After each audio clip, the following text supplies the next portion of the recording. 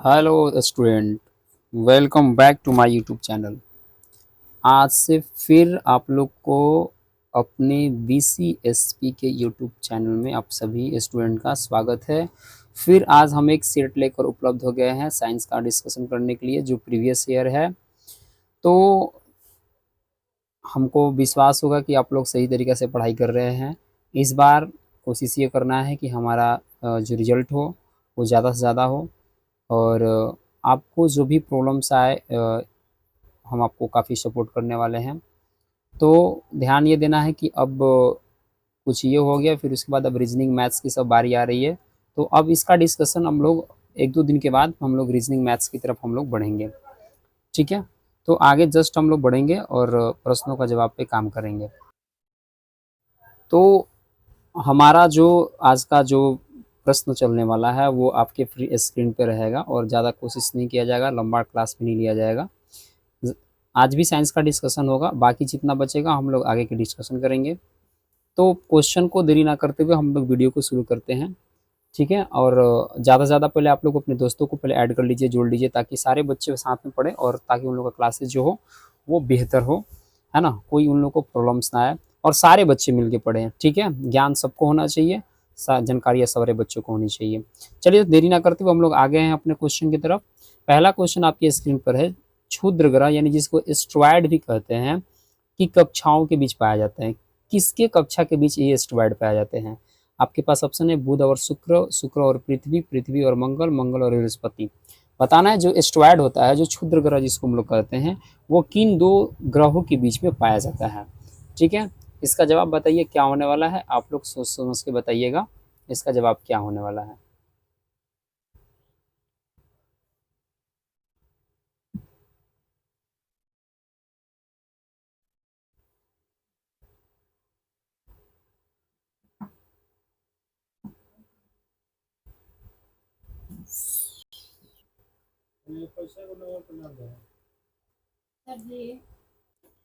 तो इस क्वेश्चन का जवाब अगर हम लोग देखते हैं यहाँ पे, तो इस क्वेश्चन का सही जवाब क्या हो जाएगा? मंगल और बृहस्पति इसका सही जवाब हो जाएगा।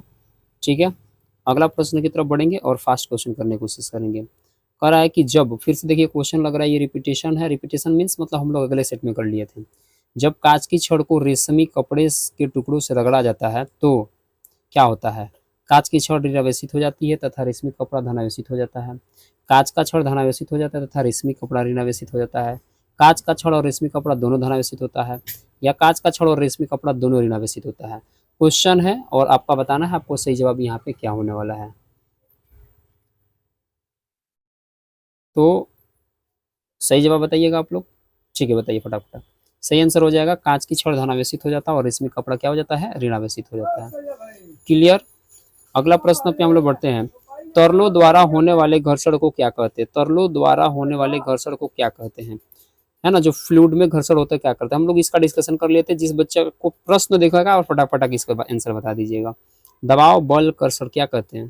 फटाफट सही बताइए। कर्षण। तरल में होने वाला जो घर्षण होता है उसको क्या कहते हैं? कर्षण कहते हैं। अगला प्रश्न आपके पास है। एक लोलक, प्रश्न है यहाँ पे, आप यहाँ पे देख लो। प्रश्न संख्या 4 नंबर यहाँ पे है। एक लोलक 10 सेकंड में 40 बार दोलन करता है तो इसका आवर्तकाल क्या होगा? एक लोलक 10 सेकंड में कितना बार कर रहा है? 40 बार कर रहा है दोलन, तो इसका बताना है आवर्तकाल क्या होगा। क्या आवर्तकाल निकालने के लिए आपको रूल्स पता है? एक लोलक होता है, फिर उसका हम लोग आवर्तकाल निकालते कैसे हैं, तो इसके बारे में आप बताइए कि आपको मतलब इसका रूल क्या पढ़े हैं और कैसे आप लोग इसको निकाल लीजिएगा। तो आपको पता होना चाहिए कि सिंप्लिसिटी में इसको हम लोग बनाने की कोशिश करेंगे कि 40 दोलन पूरा करने में, 40 दोलन पूरा करने में कितना समय लगा? 10 सेकंड लगा। तो एक दोलन निकालिएगा तो कितना हो जाएगा? 40 दोलन के लिए कितना हुआ? यहाँ पे वापस देखें, देखिए 40 दोलन के लिए लगा 10 सेकंड। ठीक है, एक दोलन के लिए भाई कितना होगा? तो 10/40 कट गया, 1/4 ये हो गया 0 कितना आएगा? 4×2 = 8, 2×5, यानी एक दोलन को ही हम लोग आवर्तकाल कहते हैं, इसलिए इसका सही आंसर हो जाएगा 0.25। यानी जब भी इस तरह का प्रश्न आएगा आप सोच समझ के इसको फॉर्मूला के साथ निकालिएगा। ठीक है, और एक कमानीदार तुल्ला मापता है। एक कमानीदार एक माने एक तुल्ला है जो कमानीदार है, ये क्या मापता है? द्रव्यमान मापता है, भार मापता है, स्प्रिंग कांस्टेंट मापता है या ऊंचाई मापता है? प्रश्न संख्या आपके पास 5 है और इसका जवाब बताना है क्या मेजरमेंट करता है एक कमानीदार तुल्ला। आपको यहाँ पे आराम से सोच समझ के बताना है कि वो मापता क्या है। तो एक कमानीदार तुल्ला जो होता है वो एक्चुअल में भार मापता है। ठीक है, इसका सही जवाब हो जाएगा भार। प्रतिकारक बल यानी रिपल्सिव फोर्स जो होता है ये मतलब होता है घर्षण होता है, इलेक्ट्रोस्टैटिक होता है या चुंबकीय होता है, या इलेक्ट्रोस्टैटिक या चुंबकीय होता है। प्रतिकारक मतलब समझ में आ रहा है कि जब दोनों चीजें क्या होती है, एक दूसरे से दूर भाग रही होती है, एक दूसरे से दूर भाग रही होती है, तब इसमें कौन सा बल लगता है। ठीक है, तो प्रश्न संख्या 6 है और आपको बताना है यहाँ पे सही जवाब क्या होगा प्रश्न संख्या 6 का। किसमें प्रतिकर्ष मतलब प्रतिकारक बल यानी रिपल्सिव फोर्स मतलब लगता है। आपको इसका जवाब बताना है प्रतिकारक बल मतलब किसमें हो सकता है, फटाक फटाक बताइए। ठीक है, तो एक इलेक्ट्रोस्टैटिक जो होता है ना, इलेक्ट्रोस्टैटिक जब आप पढ़िएगा तो उसमें ये लगता है प्रतिकारक बल। अगला दबाव और बल के द्वारा जो संबंध है इसको बताना है। तो हम लोग पढ़े हैं दाब बराबर बल बटा क्षेत्रफल, या आप फॉर्मूला पढ़े हो तो ऑप्शन नंबर आपके पास 1 नंबर यहाँ पे है। और आप यहाँ से ऑप्शन देख लीजिए, बल बराबर दाब बटा क्षेत्रफल या बल बराबर दबाव माइनस क्षेत्रफल, दबाव बराबर बल माइनस क्षेत्रफल। तो इसका सही जवाब क्या होने वाला है आप लोग बताइएगा। यहाँ पे है बल बराबर दाब गुणे क्षेत्रफल, क्या ये होता है? तो कहीं ना कहीं आपको पता होना चाहिए कि आप पढ़े हैं जब बल बराबर दाब बटा क्षेत्रफल। तो इसका सही जवाब बताइए आप क्या होने वाला है, ये सेकंड ऑप्शन हमारा हो जाएगा बल बराबर दाब बटा क्षेत्रफल। अगला प्रश्न 8 नंबर आपके पास है कि एक छवि का प्रभाव रेटिना पर बना रहता है। एक इमेज जैसे एक वस्तु को अगर हम लोग देखते हैं तो वो कितने टाइम तक उसका इमेज हमारे आंख के रेटिना पर होता है, आप इसको बताना है। 1 सेकंड का 1/16वां भाग होता है, या 1 सेकंड होता है, 1 सेकंड का 1/24वां भाग होता है, या 1 सेकंड का 10वां भाग होता है। सही जवाब बताना है कि इसका सही जवाब बताओ क्या होता है। तो 1 सेकंड का 1/16वां भाग होता है। किसी भी इमेज को याद रखिएगा, जब हम एक बार देखते हैं तो हमारे रेटिना पर 1/16 सेकंड तक क्या होता है, उसका इमेज बना रहता है। और ये आपको बताते हैं, हम अगर किसी आवाज़ को ध्वनि को जो सुनते हैं वो हमारे कान पर 1/10 सेकंड होता है। तो सुनने का जो टाइमिंग होता है वो 1/10 सेकंड तक ले रहता है। दिखने का जो इमेज का छवि का रुकने का जो टाइमिंग होता है वो 1/16 सेकंड होता है। क्लियर हो गया? चलिए, प्रश्न संख्या 9 है और हमको लगता है कि 9 नंबर प्रश्न आप लोग आसानी से बना दीजिएगा। प्रकाश की किरण दर्पण के समतल से 20 डिग्री का कोण बनाते हुए दर्पण पर आपतित होती है। आपतित और परिवर्तित किरणों के बीच का कोण क्या होगा? फिर से देखिए, कल का अगर कोई बच्चा सेटअप लगाया होगा तो फिर कल के जैसा यहाँ पे आपके पास होने चाहिए, जो पिछले प्रीवियस ईयर में हम लोग किए थे। पिछला जो सेटअप हम लोग बनाए थे, तो आप लोग, हमको लग रहा है कि इसको आसानी से आप लोग पकड़ लीजिएगा, है ना। कह रहा है कि एक समतल दर्पण है, 20 डिग्री के कोण पे वो किरण आपतित हो रही है, तो बताना है कि आपतित किरण और परिवर्तित किरण के बीच का एंगल, ये एंगल बताना है। तो हम आपको बताए थे कि जितना यहाँ पे आपतित होती है उतना ही ये वाला एंगल को छोड़ के जाती है, यानी ये 20 है तो ये भी कितना है 20। आपको पता है कि पूरा एंगल 180 होता है, तो ये 20 कितना हो गया 40 हो गया। ठीक है, तो ये कितना होगा, आपको टोटल 180 होता है तो 180 में से क्या कीजिए 40 घटाइए तो 140 आपका आ जाएगा। 140 और 40 कितना होता है 180 होता है, तो टोटल 180। तो ये 20 कितना हो गया 40, तो बीच में ये कितना बच गया 140। यानी 9 नंबर प्रश्न का जो हम लोग के पास जवाब होने वाला है वो क्या होने वाला है 140। क्लियर हो गया।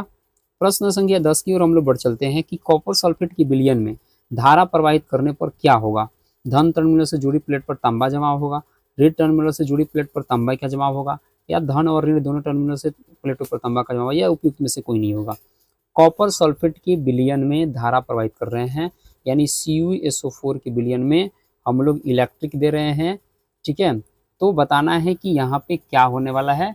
प्रश्न संख्या आपके पास 10 है और इसका सही जवाब बताने की आप लोग को कोशिश करना है कि इसका सही जवाब क्या हो जाएगा। तो ऋण टर्मिनल से जुड़े प्लेट पर तांबे का क्या होगा जमा होगा। ऋण टर्मिनल से जुड़े प्लेट पर तांबे का क्या होगा जमा होगा। आपका इसका सही जवाब हो जाएगा सेकंड। क्लियर। प्रश्न संख्या है 11 नंबर, ध्वनि तरंग का तारत्व किस पर निर्भर करता है। आवृत्ति पे, आयाम और आवृत्ति दोनों पे, या इनमें से कोई नहीं। 11 नंबर प्रश्न है। तो ध्वनि तरंग का जो पिच होता है हमेशा याद रखना है कि वो तरंग की आवृत्ति पर डिपेंड करता है। हम लोग आ गए केमिस्ट्री में, रसायन शास्त्र में, और 12 नंबर प्रश्न हम लोग देखेंगे, निम्नलिखित में से कौन थर्मोप्लास्टिक के उदाहरण है? पॉलीथीन है या पीवीसी है या एक और दो दोनों है या इनमें से कोई नहीं है? प्रश्न संख्या 12 है और इत्मीनान से इसके प्रश्नों को देखना है। प्रश्न संख्या 12 का जवाब बताइए क्या होने वाला है। ठीक है, तो थर्मोप्लास्टिक का उदाहरण होता है एक और दो दोनों होगा, पॉलीथीन और पीवीसी यानी पॉलीविनाइल क्लोराइड जो होता है ये दोनों होता है। क्लियर। 13 नंबर प्रश्न की ओर हम लोग बढ़ चले। तो प्रश्न संख्या 13 है, निम्नलिखित में से किसकी परत को भोजन पकाने के पात्र पर लगाने से उस पर तेल और पानी चिपकता नहीं है? तो जो हम लोग भोजन पकाने वाला जो पात्र होता है, इस पर पकाने के पात्र पर जो उस पर जैसे हम लोग तेल लगाते हैं तो वो चिपकता नहीं, वो क्या चीज़ होता है? क्या पॉलीथीन होता है, टेफ्लॉन होता है, मेलामाइन होता है, इनमें से कोई नहीं होता? प्रश्न संख्या आपके पास 13 है और बताना है कि यह क्या होता है, इसकी कहानी क्या है। तो इसका सही जवाब हो जाएगा टेफ्लॉन। ये एक ऐसा पदार्थ होता है टेफ्लॉन कि जब आप इसके बारे में जानकारी इकट्ठा कीजिएगा तो इस पर पानी और तेल चिपकता ही नहीं है। ये टेफ्लॉन एक टाइप का क्या होता है, एक प्लास्टिक रूप होता है। ठीक है, तो देन हम लोग इसको देखने की कोशिश करेंगे और जस्ट हम लोग अगले क्वेश्चन की तरफ हम लोग बढ़ेंगे। हमारा अगला क्वेश्चन क्या है? तो 14 नंबर क्वेश्चन हमारे पास आ गया फिर से स्क्रीन पे, और स्क्रीन पे क्वेश्चन जो आया हुआ है आप यहाँ पे देखिएगा, है ना, कि क्वेश्चन क्या कह रहा है।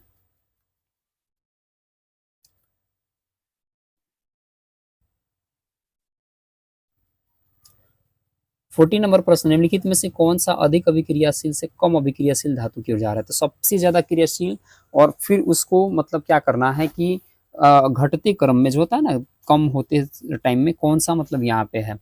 तो जिंक, लोहा, तांबा, चांदी ये है, या आपके पास लोहा, जिंक, चांदी, तांबा ये है, या जिंक, लोहा, तांबा, चांदी ये है। मतलब आपको बताना है कि इसमें एक्चुअल में कौन है, घटते क्रम में, क्रियाशीलता का घटते क्रम आपको बताना है। प्रश्न संख्या आपके पास 14 है और इसका जवाब बताना है कि इसका सही जवाब क्या होगा। जो लोग अगर इसका जवाब जानते हैं वो कमेंट्स में फटाक फटाक बोले इसका सही जवाब क्या होगा। ठीक है, तो आपके पास जो एक्चुअल में आपको बता रहे हैं, जो आपके पास जो ये ऑप्शन था जिंक, लोहा, तांबा और चांदी, तो जिंक जो होता है सबसे ज्यादा क्रियाशील है, फिर लोहा का बारी आता है, फिर तांबा आता है, चांदी तो नीचे की तरफ होता है। ठीक है, तो इसका सही जवाब हो जाएगा 1 नंबर। और हम लोग बढ़ते हैं 15 नंबर प्रश्न की तरफ। निम्नलिखित में से अभिक्रिया ए और बी यहाँ पे क्या होगा? CuH2O प्लस CO2O2 ये सब रिएक्शन किया है, तो आपको बताना है यहाँ पे क्या बनने वाला है। 15 नंबर प्रश्न, तो COOH का होल ट्वाइस और CuCO3 बनने वाला है। इसका सही जवाब हो जाएगा ए के जगह पर हो जाएगा CuOH का होल ट्वाइस और बी के जगह पर बनने वाला है CuCO3। ठीक है, इसका जवाब हम तुरंत बता दिए, इसलिए अगले प्रश्न की तरफ हम बढ़ेंगे। 16 नंबर प्रश्न हमारा पास क्या कह रहा है, निम्नलिखित में से किस जगह पर पहली बार सड़कों पर रोशनी के लिए कोयला गैस का इस्तेमाल किया गया था? ये कौन सा ऐसा देश था जो कहाँ पे पहली बार कोयला गैस का इस्तेमाल किया गया था, किस देश में? बताना है आपको प्रश्न कि ये चीज किस देश में किया गया था। ठीक है,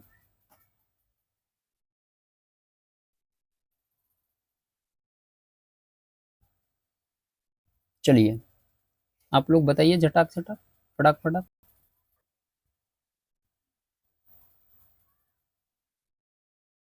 ठीक है, तो प्रश्न संख्या आपके पास 16 आ चुका है और सबसे पहले आपको हमने एक डिस्कशन जब क्लास में किया गया था तो इस पर हम लोग बात किए थे कि लंदन में सबसे पहले इस चीज़ का क्या किया गया था, इस्तेमाल किया गया था। 17 नंबर प्रश्न है, बहुत अधिक व्यवसायी महत्व के कारण पेट्रोलियम को क्या कहा जाता है?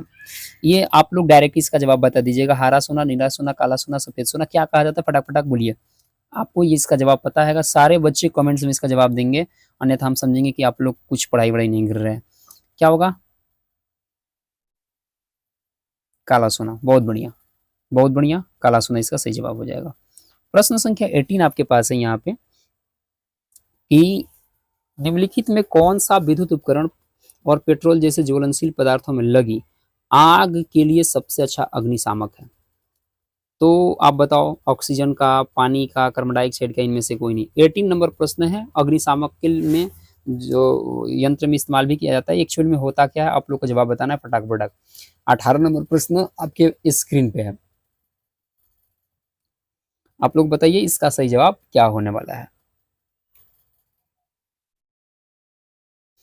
तो आपको पता होना चाहिए कि अग्निशामक में जो तैयार किया जाता है, वो उसको कोशिश किया जाता है CO2 गैस बनाने के लिए। तो उसमें जो पदार्थ होती है वो मिलकर CO2 गैस बनाता है, क्योंकि ये क्या करता है कि ऊपर से आग को मतलब लपटों को घेर लेता है और ऑक्सीजन के संपर्क को तोड़ देता है, जिससे आग क्या हो जाती है, बुझ जाती है।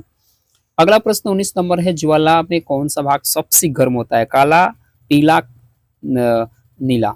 बताना 19 नंबर प्रश्न का सही जवाब क्या होने वाला है। सबसे ज्यादा जो गर्म भाग होता है वो कौन होता है? ठीक है, आपको इसका जवाब बताना है कि सबसे ज्यादा कौन सा भाग है जो गर्म होता है। ठीक है, आगे हम लोग बढ़ चले, प्रश्न की जवाब हम लोग देखते हैं क्या होने वाला है।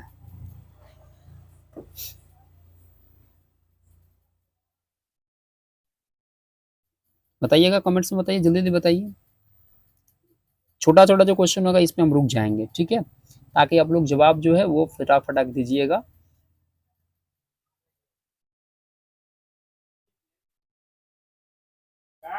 ठीक है, तो इसका 19 नंबर का जवाब हो जाएगा क्या? नीला। नीला वाला जो पार्ट्स होता है वो सबसे ज्यादा क्या होता है? गर्म भाग होता है।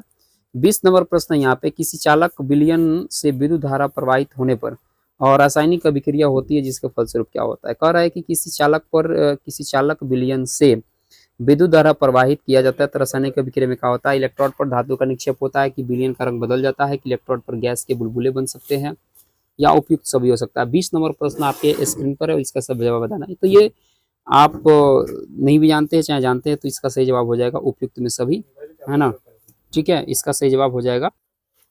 चलिए, तो प्रश्न आप अगला हम लोग बढ़ चलते हैं, इसमें उपयुक्त में सभी आंसर हो जाएगा। 21 नंबर प्रश्न आपके स्क्रीन पर है बबुआ। गैल्वेनीकरण या यसद लेपन एक प्रकार का विद्युत लेपन है, इनमें से किस धातु की लोहे की परत चढ़ाई जाती है ताकि उसका संक्षारण और जंग लगने से बचा जा सके? क्या क्रोमियम होता है, तांबा होता है, टीन होता है, जिंक होता है? बताइए फटाफट इसका आंसर क्या होगा। स्क्रीन पे आपके क्वेश्चन है, 21 नंबर क्वेश्चन आपके स्क्रीन पर है। इसका सही जवाब बताना है कि आपका सही जवाब यहाँ पे क्या होने वाला है। 21 नंबर क्वेश्चन पे हम लोग बात कर रहे हैं, बताइए फटाफट इस पर क्या होने वाला है। चलिए ठीक है, बहुत बढ़िया। जिंक का परत हम लोग कभी भी उस पर चढ़ा देते हैं ताकि वो जंग और संक्षारण से क्या होता है, बच जाता है। प्रश्न संख्या 22, निम्नलिखित में कौन ग्रीन हाउस गैस है? CO2, CH4, H2O, ये सभी ग्रीन हाउस गैसेस है कौन? 22 नंबर क्वेश्चन का जवाब आपको यहाँ पे बताना है कि ये है कौन। जो आपको पता होना चाहिए कि ग्रीन हाउस गैसेस में काम करती है। तो कार्बन डाइऑक्साइड होता ही है, CH4 होता ही है, H2O माने जलवाष्प के रूप में होता है, और ये सभी, तो यहाँ पे आपका जवाब इनमें से सभी होने वाला है। पटाक पटाक हम लोग बढ़ते हैं अगले प्रश्न की तरफ। जीव विज्ञान, जीव विज्ञान की तरफ हम लोग आ गए। गोबर, बेकार, साग सब्जियों, पौधे तथा अन्य जैव अवशेषों से बनी सामग्री को क्या कहते हो? पोषक कहते हो, खाद कहते हो, उर्वरक कहते हो, मिट्टी कहते हो? गोबर, बेकार, खाद, सब्जी, पत्ती वगैरह। अरे अरे यार, क्या बनता है? क्या खाद, पोषक बोलोगे, उर्वरक बोलोगे, खाद बोलोगे, या मिट्टी बोलोगे, क्या बोलोगे? 23 नंबर आपके पास ये प्रश्न है, आपका जवाब सही क्या होने वाला है? आपको पता है कि हम लोग गांव देहातों में इसका खाद बनाते हैं। क्लियर हो गया। रेयान का निर्माण किया जाता है, कैसे भाई किया जाता है? लकड़ी और बांस से, कोयला और जल से, रासायनिक पदार्थ से, इनमें से कोई नहीं। 24 नंबर क्वेश्चन अगर आपके पास है और इसका जवाब बता दीजिए कि क्या होता है। रेयान जो रेशा है इसका आप लोग जब भी निर्माण की बात की जाती है, कैसे निर्माण किया जाता है? ठीक है, तो आपको बताना है कि इसका जवाब क्या होने वाला है। ठीक है, तो आप बच्चे जो जानते हो बता देंगे। लकड़ी और बांस से इसका क्या किया जाता है, निर्माण किया जाता है। हेपेटाइटिस ए का रोग कारक कौन है भाई? हेपेटाइटिस ए, विषाणु, जीवाणु, प्रोटोजोआ, कवक। फटाक फटाक बोलिए। 25, हेपेटाइटिस ए का रोग कारक क्या होता है? क्या होता है? विषाणु, जीवाणु, प्रोटोजोआ, कवक। कौन होता है भाई? विषाणु होता है। बहुत बढ़िया जवाब। अगला प्रश्न की तरफ बढ़ते हैं। किस फसल की खेती का सही क्रम? ये देखिए प्रश्न पीछे से रिपीटेशन में है, आप आसानी से इसको बनाइए। पहले आप क्या करते हो? जुताई करते हो, फिर बुआई करते हो, सिंचाई करते हो, फिर कटाई करते हो, कि पहले ही सिंचाई करते हो? गलत। पहले ही बुआई कर देते हो? गलत। पहले जुताई और फिर सिंचाई तब बुआई करते हो? नहीं। ऑप्शन नंबर 1 आपका क्या हो जाएगा? सही हो जाएगा। क्लियर। 27 नंबर आपके पास प्रश्न है। रेड डाटा बुक एक स्रोत पुस्तक है जिसमें क्या होता है? रेड डाटा जो बुक होता है वो क्या होता है? जो बच्चे साइंस पढ़े होंगे सही से उसका जवाब देंगे। 27 नंबर क्वेश्चन का जवाब आसानी से दे सकते हैं। रेड डाटा बुक में क्या होता है बताइए? पेड़ पौधे की प्रजातियों का रिकॉर्ड, ठीक है। जंतु और प्रजातियों का रिकॉर्ड, ठीक है। पालतू जानवर प्रजातियों का रिकॉर्ड, ठीक है। सभी संकटपन प्रजातियों का रिकॉर्ड।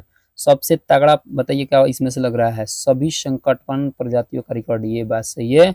रेड डाटा बुक में जितने भी संकट जो जीव जंतु है उन्हीं के रिकॉर्ड को रखा जाता है ताकि आने वाले समय में बच्चे पढ़ सकें। प्रश्न संख्या 28 है, निम्नलिखित में कौन बहुकोषीय जीव है? Amoeba, hydra, paramecium, east.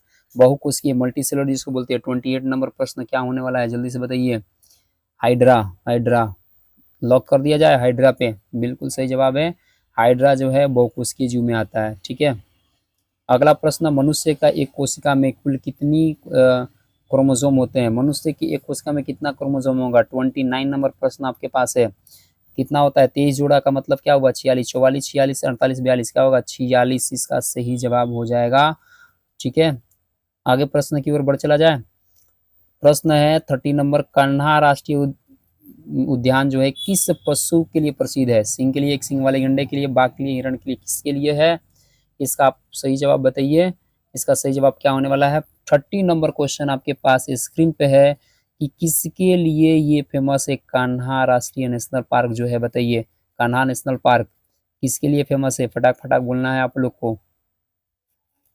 अरे जो भी बच्चे हैं जवाब बताइए, जवाब। हाँ हाँ हाँ, बिल्कुल बिल्कुल बिल्कुल जवाब को बताना है। कान्हा नेशनल पार्क किसके लिए फेमस है? Kanha national park. जवाब में दिक्कत देरी हो रही है किसमें? सारे बच्चों का कमेंट्स आना चाहिए बाघ के लिए, बहुत बढ़िया। सारे बच्चों का कमेंट्स आना चाहिए, बहुत बढ़िया। बाघ बाघ बाघ, ठीक है ठीक है, बाघ के लिए बहुत बढ़िया। किशोरावस्था का टाइमिंग क्या होता है? ये क्वेश्चन देखिए प्रीवियस ईयर में आप लोग को मिल चुका है। 11 से 19 की, 9 से 16 की, 13 से 18 की, 10 से 19। तो हमने बोला कि 12 वर्ष के बाद किशोरावस्था स्टार्ट हो जाती है, 13 से शुरू हो जाता है, इसलिए इसका सही जवाब क्या हो जाएगा? प्रश्न संख्या 32 हमारे पास आ चुका है। आप लोग स्वयं के लिए ताली वाली भी बजा सकते हैं भैया, आप यहाँ तक पहुंच चुके हो। खसरा, चिकन पॉक्स, पोलियो किसकी वजह से होता है? विषाणु, जीवाणु, प्रोटोजोआ, कवक। बताना है। खसरा, चिकन पॉक्स और पोलियो रोग कारक विषाणु, जीवाणु, प्रोटोजोआ, कवक। 32 नंबर प्रश्न क्या होने वाला है? किससे होता है? विषाणु से, बहुत बढ़िया। अगला प्रश्न 33 नंबर आपके स्क्रीन पे, नवजात शिशु के बनने का क्रम क्या है? युग्मनज, निषेचन, भ्रूण, युग्मक, गड़बड़। युग्मक, युग्मनज, निषेचन, भ्रूण, गड़बड़। युग्मक, निषेचन, युग्मनज, भ्रूण। युग्मनज, युग्मक, निषेचन, भ्रूण। सही क्रम क्या होगा? 3, पहले युग्मक, फिर निषेचन, फिर युग्मनज, तब बनेगा भ्रूण। सही जवाब क्या हो जाएगा? 3। 34 नंबर प्रश्न पे आइए। महिला में किस उम्र में रजोनुवृत्ति प्रारंभ होती है? रजोनुवृत्ति प्रारंभ होती है जिसको मीनोपॉज कहते हैं, क्या महिलाओं में कब स्टार्ट हो जाता है? 35 से 40, 45 से 50, 55 से 60, 65 से 70। 34 नंबर क्वेश्चन आपको बताना है कब से कब? 45 से 50, बहुत बढ़िया बहुत बढ़िया। 45 से 50 सही जवाब हो जाएगा। अगला प्रश्न आपके पास है, खैनी, गुटखा और पान मसाला खाने से मुंह में कैंसर होता है। मुंह में उजले रंग का छाला, मुंह में लाल रंग का छाला, मुंह का नहीं खुलना, या उपयुक्त सभी। क्या होने वाला है इसका जवाब? सही जवाब इसका क्या हो जाएगा? उपयुक्त में सभी। यानी खैनी, गुटखा, पान अगर खाते हैं तो ये सारे प्रॉब्लम्स आपको आएंगे। मुंह में उजले रंग का छाला हो जाएगा, मुंह में लाल रंग का छाला होगा, मुंह नहीं खुलेगा। ये बात सही है, ये टेस्टिंग भी किया जाता है इससे। 35 प्रश्नों का जवाब हम लोगों ने किए। ठीक है, अगर कहीं भी आप लोग को डाउट हो तो आप लोग कमेंट्स में पूछ सकते हैं। इसका डिस्कशन हो गया।